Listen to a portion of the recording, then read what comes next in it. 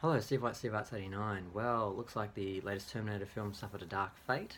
Um, it had opening of $29 million and 94.6 international, so worldwide is 123.6 million.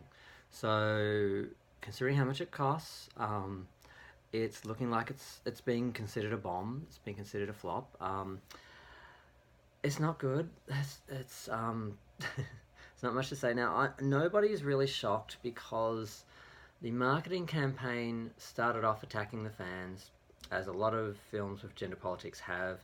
They automatically set up um, a dichotomy that there's basically the film is after these people, and if you don't like the film, you're an ist, you're a misogynist, you're a racist, you're something, and it just sets up a dynamic which just turns people off, even if you're not the people they're targeting. Just that nature of advertising, it is just horrible. It just does not work. It does not make people want to go to the theatre, to either be lectured to or judged by.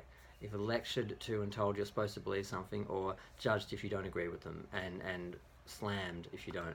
So they had an article and a lot of stuff, publicity, basically coming out saying, if you don't like the film, you're a misogynist. Misogynists won't like the film. Basically, it's a feminist film, and basically, if you're a man, you're not welcome. That was the message they put out. Whether they literally said that or not, that was the message they put out. And what happens with that? People don't want to go. People just it's hard to get enthusiastic about something that is confrontational, and you don't know if it's going to be attacking you, or if it's going to be something you actually can support, or if it's going to be so radical that it actually hurts its own purpose. But it looks like it's suffering that fate. Now, whether that's just the word of mouth and the PR and people's reactions and assumptions, or whether the actual film is like that. For example, Captain Marvel was marketed in the same way, but as a film, it actually wasn't some feminazi, rabid sort of agenda activism piece. It was just a superhero film with a female lead that had a few little digs at men, and that was it. It didn't deserve the criticism it got. Well, the film didn't, but it did because the marketing campaign and the actors and the producers, everyone basically created that environment. So it looks like Terminator Dark Fate is suffering the same fate. Now, on its dailies, what were its dailies? Where am I? Of course, because you're not in there. Sorry. Yeah, 10 million for the Friday, 11 million for Saturday, and 7.4 million for Sunday. Joker, I believe Joker was number two. Yeah,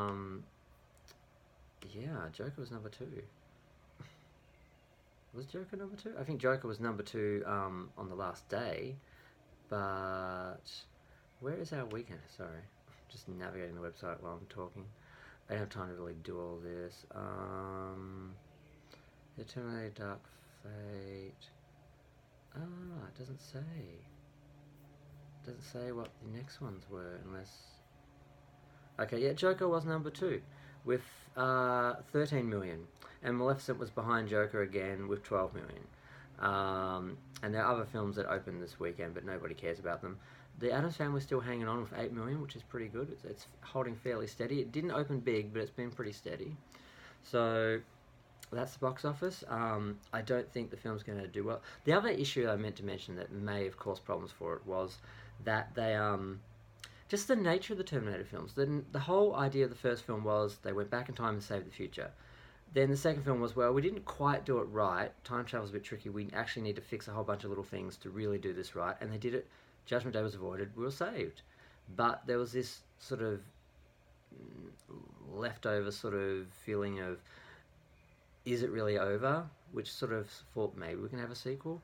Then they did sequels, and they just undermined the whole nature of the film, basically saying, well, you can't avoid Judgment Day, it's happening, we just have to survive it, which totally undermined the first two films and made those films redundant and any future films redundant, because what's the point? If you can't avoid anything, if there's no changing time, you're just running around in circles for no reason. So the series is pointless and has been pointless. Now, this film was supposed to be going back directly after the second sequel and avoiding all that and keeping to that idea that time travel can actually work and you can save the world. and that's what people want to see. And they had Linda Hamilton back and Arnie back, but then they brought in the gender politics, and there's supposedly some twist. I haven't seen it yet. I'll do a review later. I will see it, I guess. I don't know, I might see it. But apparently there's a big nasty twist which ruins the film, but then again, these just could be haters wanting clicks.